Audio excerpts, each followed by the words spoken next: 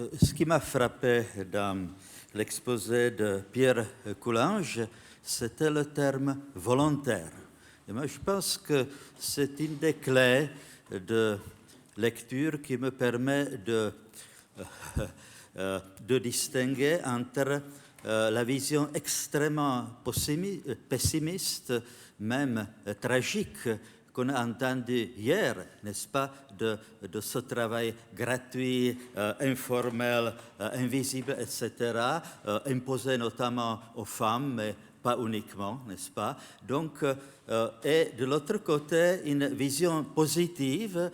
Plusieurs orateurs, surtout aujourd'hui, donc on soulignait plutôt cet aspect positif. Je pense qu'une des clés de distinction, c'est justement cet aspect volontaire-involontaire. Donc quand c'est volontaire, mais vraiment volontaire, donc là, c'est plutôt positif. Mais quand c'est tout à fait imposé, n'est-ce pas? Donc c'est à la limite, peut-être pas encore l'esclavage, mais en tout cas quelque chose de très dégradant. J'aimerais, si vous permettez, encore expliquer ce que je pense vraiment volontaire. Vous savez, la différence entre volontaire et involontaire est parfois très petite. Parfois, on hésite. Est-ce que ce que je fais maintenant est volontaire ou involontaire? C'est pas évident. Donc, pour cette raison, je dis vraiment volontaire. Parce que pas seulement volontaire, comme quoi je ne suis pas un esclave. Non, volontaire au sens plein du mot.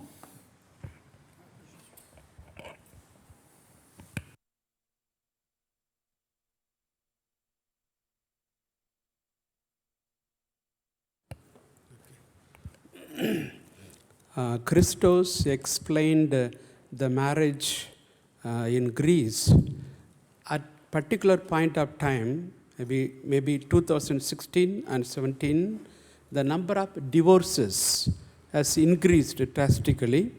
And one of the reasons for the divorce is, marriage, the number of marriages increased, and also divorce, I think.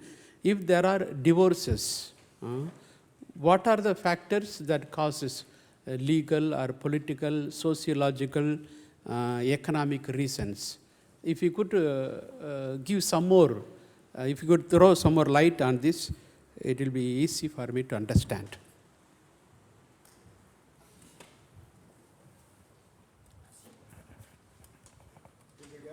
Yes, thank you. Thank you to all of you for your interesting inputs. I would like to give 3 questions to each of you. I mean, Mr. Dommen, you rightly developed the idea of monetarization in the Pacific Islands. I just wonder, now 40 years afterwards, of course, money has been recognized also in all islands there. The question is now for me, in the light of the transformation we have to undergo, ecologically, economically, and social. What are the chances, again, for international processes and political processes to preserve niches for alternatives in economies again, on the experiences you had? Secondly, Christos, very interesting. I would like to link to the question with the divorce. The quotation of Mr. Wright, with the 4 hypotheses. I was wondering whether there is a 5th hypothesis, that there is sort of an aftermath of crisis. So because I read the statistic like that the divorce rate went up much higher than the normal rate even before the crisis. So that means under pressure. Okay, the first. Okay, then maybe we are talking about different statistics. Once the divorce went up in 2018 or so, and first it was quite stable, and the hypothesis was under pressure, family stays together. But I wonder whether the aftermath is then there, that once crisis is a bit settled, people feel free again to leave that pressure It's a hypothesis I do have. So I wonder whether the other three hypotheses of Mr. Wright are really so strong that we can fight these divorces with our belief, etc., and with our values. Okay, so that is just a thesis. And the last one, voluntary work, just briefly, don't we have to more differentiate between the kind of voluntary work? For example, what has to be done, taken over by society or the state?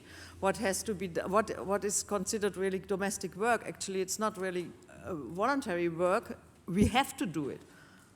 Either we outsource it and then we pay for it, or we do it, but domestic work is not in that way voluntary. We have to feed ourselves, we have to clean ourselves, etc.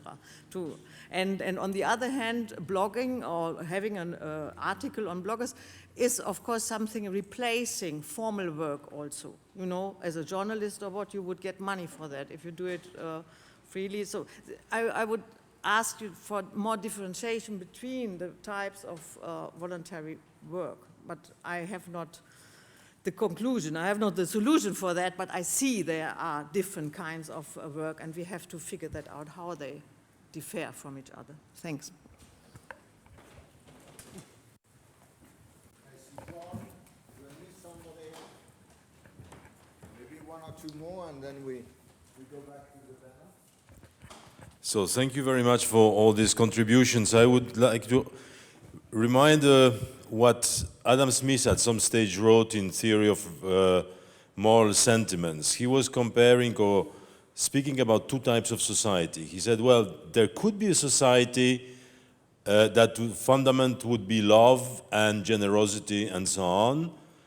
Okay, it could exist, it would be a happy society, it would be a nice society. There is a second possibility, the commercial society. The exchange society, the commercial of merchants. He says it would be less fun, less nice, a less happy society, but it could subsist. And there is a third possibility, which is a non-possibility, in fact, because he says, yes, but the society made by thieves would not subsist for a long time because of the lack of trust, and of course that would be blocking exchanges, etc., etc. So when we go to what Edouard was saying, we're clearly in the first society, let's say, of happy society, based on something different than a commercial approach. When we speak about Christos, when you were speaking, I was wondering where we are. There is a threat of being at the third alternative. Somewhere the journey is from a commercial society to something tougher. I'm not sure it's already the worst one, but the journey, I would say, as if I follow your reasoning, is going in this direction. And of course, what Pierre is saying about the benevolent work is how we can add some elements into the commercial society that would keep the commercial society as it is without or avoiding the journey towards the distrust society of thieves. So it's a moral reflection about this, but I was struck by the word of subsistence affluence. To what extent in all your three papers, what would be the meaning that would give concrete meaning to this subsistence affluence? Can we imagine it or we cannot imagine it? Taking into account where we stand in Greece, how you see it from the French perspective or the benevolence perspective, and of course, Edouard from the developing countries perspective.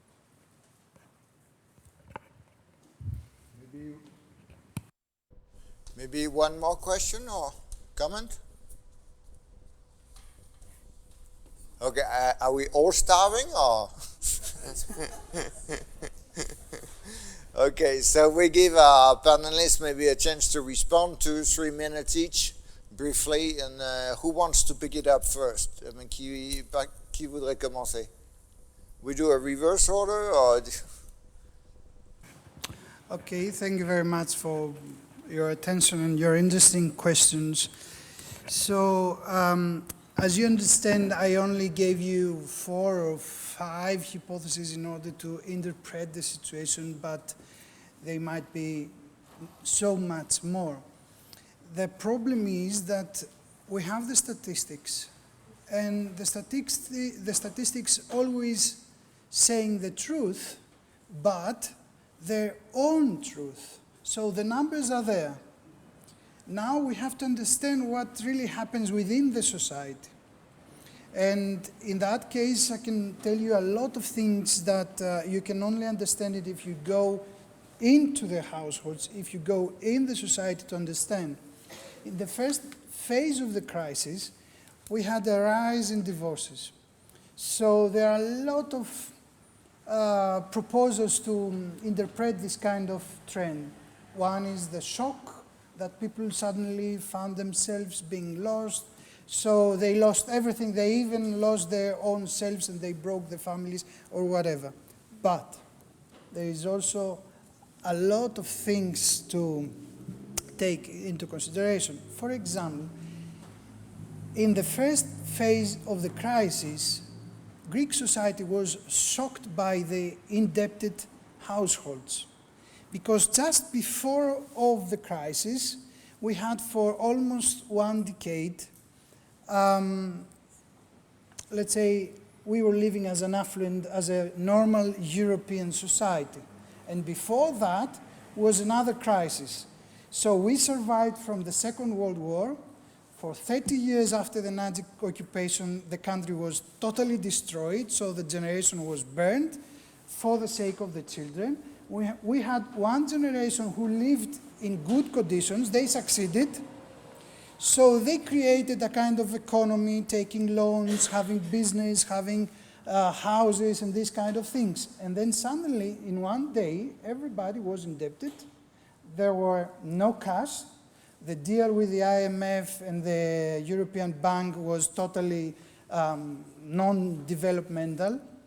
And a lot of people, what they did, they took divorce for taxes reasons.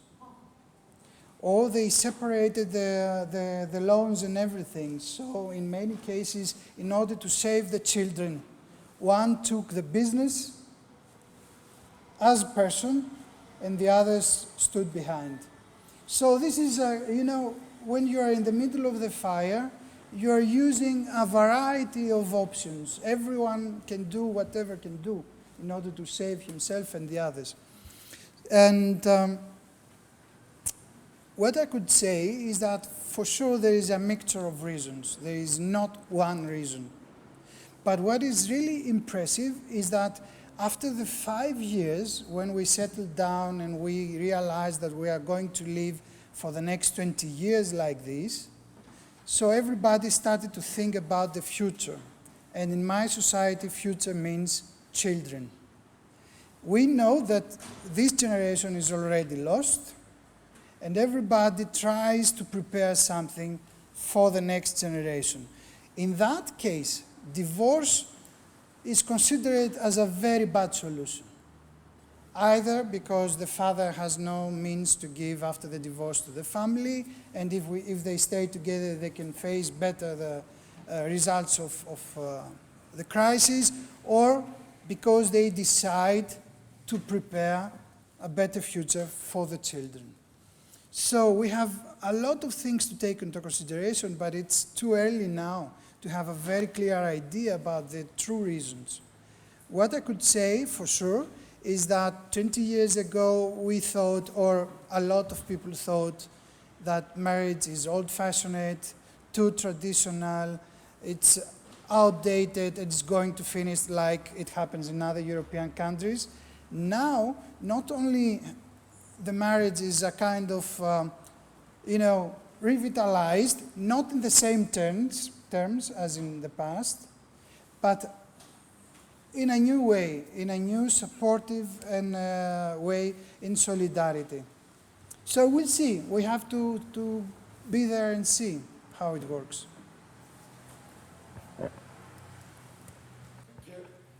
Thank you for the questions. I prefer answering in French. Je crois que Miroslav a pointé quelque chose de très juste, et c'est lié au fait que dans notre colloque, le travail invisible cache le meilleur et le pire. Voilà. justement parce qu'il est invisible. On ne sait pas, il n'est pas répertorié, il est caché, et ça permet de rapprocher des activités forcées de l'esclavage, et puis aussi des activités voulues, désirées, parce que je désire m'impliquer comme bénévole dans une association pour y mettre de ma personne. Et c'est ça un peu c'est ça qui donne tout l'intérêt et le sel à ce colloque, je dirais, et à ce sujet, c'est que ça permet de rapprocher des extrêmes. Pour répondre à votre question, je vous remercie beaucoup parce que ça me permet, j'ai pas été assez précis sur les distinctions. En effet, vous avez tout à fait raison. Il est plus facile de distinguer le travail domestique du travail bénévole. Le travail domestique, il est fondé sur une relation conjugale, sur l'amour, sur quelque chose que l'on veut, qui implique complètement la personne, généralement la mère au foyer. Le bénévolat se base sur, disons, un désir de donner de sa personne, mais d'une manière mesurée pour un objectif externe à la famille. Par contre, c'est plus difficile de faire. J'ai mal fait la distinction entre le bénévolat et le blogueur qui va sur le net pour partager des connaissances sur une base de données. Mais la distinction, elle se fait par le caractère souvent anonyme de cet investissement. J'utilise un pseudo, par exemple. Par le fait que je garde une liberté totale du temps que j'apporte. C'est-à-dire, je peux m'investir à fond pour un sujet, puis après ne plus y retourner pendant un mois, etc. Et sur le fait surtout qu'il y a la médiation du net et que l'interactivité est différée. C'est-à-dire je vais intervenir, puis je n'ai pas une réponse immédiate, je ne suis pas en vis-à-vis avec quelqu'un, physiquement, etc. Tandis que si je m'investis dans une association qui secourt des pauvres ou bien qui répond au téléphone, une espèce de SOS, ben là je suis en interaction téléphonique avec une personne qui est en souffrance. Et donc il y a quand même quelque chose de bien différent.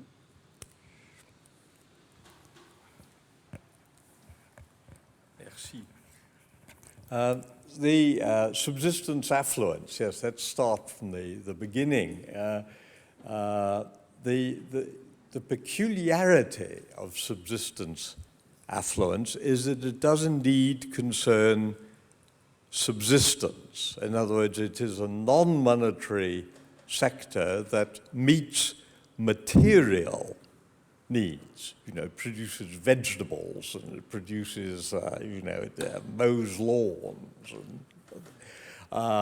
Whereas the forms of work that you were talking about and that other people have been talking about this morning often have undoubted and very important social values and even values for the individual practicing them, but they don't actually put food on the table, right?